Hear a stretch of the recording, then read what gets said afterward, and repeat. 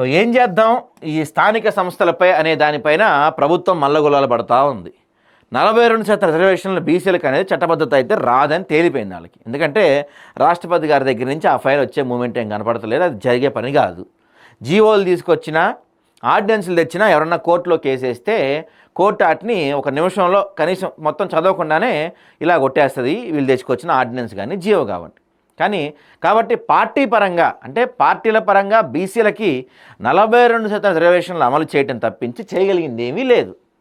దీంతో పాటుగా ఇంకా ల్యాగ్ చేసే కొందికి కాంగ్రెస్ పార్టీకి నష్టం తప్ప లాభం జరిగే అవకాశం లేదు. ఇప్పటికే సర్పంచ్ వ్యవస్థ లేక గ్రామాల్లో అభివృద్ధి పనులు ఎక్కడ కూడా ఆగిపోయినాయి.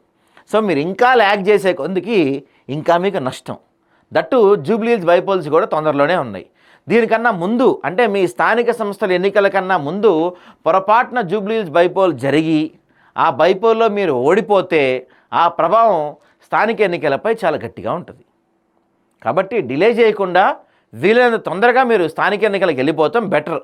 మీరు అనుకున్న ఈ పార్టీలకు 40% రిజర్వేషన్ ఇచ్చుకుంటూ వెళ్తాం బెటర్, అంతే తప్ప మీరు చెప్పిన ఈ చట్టబద్ధత అయితే సాధ్యం కాదు. మీరు చెప్పిన కామారెడ్డి డిక్లరేషన్ అమలు అయ్యే సమస్య లేదు. లేట్ చేయకుండా తొందరగా పని ప్రారంభించండి, ఎలక్షన్స్ మొదలుపెట్టండి. స్థానిక సంస్థలకు ఎన్నికలు వెళ్ళడమే ఉత్తమమని సీఎం రేవంత్ రెడ్డికి మంత్రులు సూచించినట్టు తెలుస్తుంది.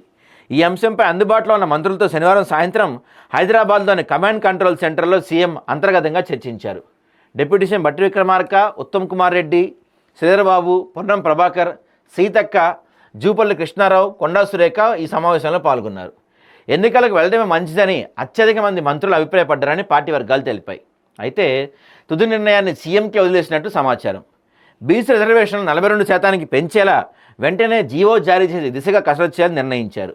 ఈ ప్రక్రియపై స్పష్టత తీసుకొని 3-4 రోజుల్లో మరోసారి సీఎం మంత్రులు సమావేశంపై ఎన్నికలపై తుది నిర్ణయం తీసుకోవాలనుకుంటున్నారంట.